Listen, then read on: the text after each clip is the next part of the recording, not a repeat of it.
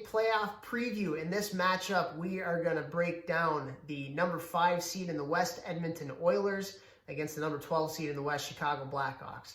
Let's get right into it here.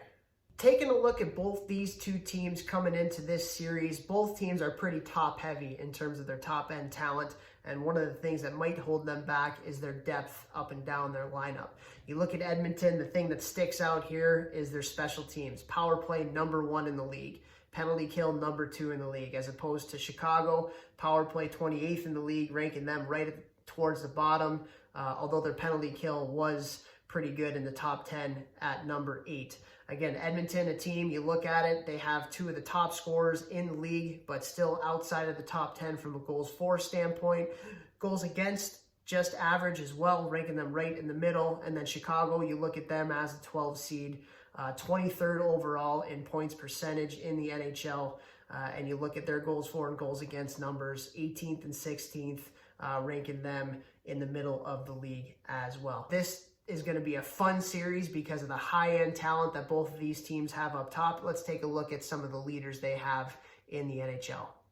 For Edmonton, they have arguably the best player in the league right now who isn't going to be the MVP of his team or the NHL because of how well Leon Draisaitl has played this year. You look at his statistics, 43 goals, ranking him 4th in the league.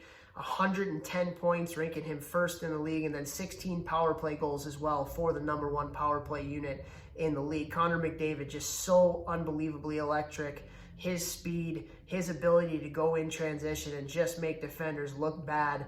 Just a phenomenal player to watch. 34 goals and 97 points, even though he did miss some time for injury. James Neal, you come in 6th in the league with 12 power play goals. He's somebody that's always shown that he can put the puck in the back of the net. And then you look at Oscar Klefbom, somebody who on the back end for them plays a ton of minutes, plays in all different situations, ranking 6th in the league, over 25 minutes a game for the big defenseman there from Edmonton. When you move over to Chicago, you look at the guy who you could argue to be one of the top contenders for MVP of the league based on the fact that he doesn't get a whole lot of help, and that's Patrick Kane. 84 points, continues to do it, continues to get the job done from an offensive standpoint. Number 8 in the league for him.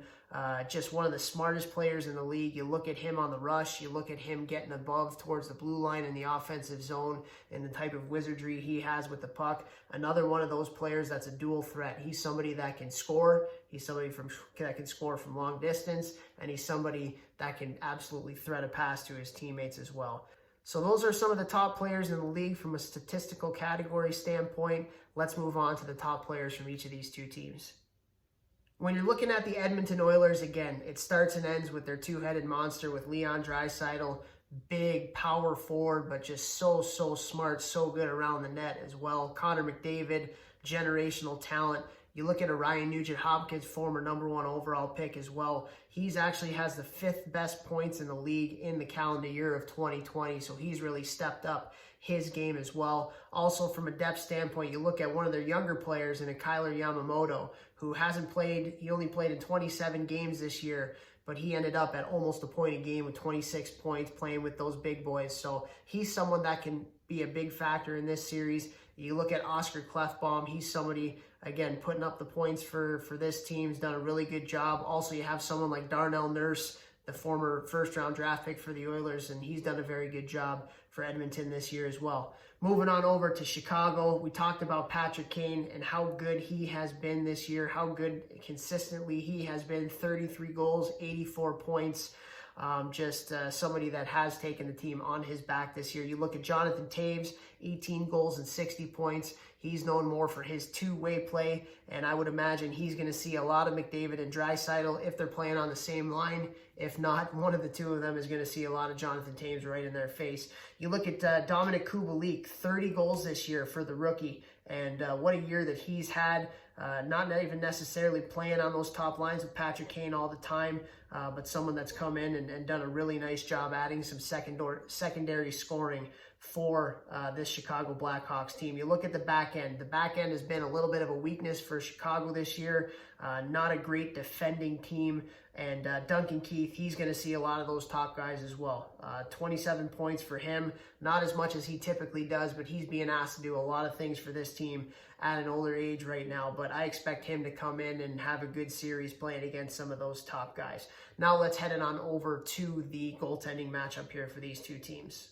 It's going to be an interesting decision here for Dave Tippett on which goaltender that he's going to go with in this series. He has had Mike Smith play for him in the playoffs before, and he's got a little bit more of a veteran presence. Mikko Koskinen, he's somebody that's come in, and you look at the numbers between the two, significantly better than Mike Smith's. The one thing that's a little bit of an X factor in this series is the fact that Mike Smith can play the puck so incredibly well.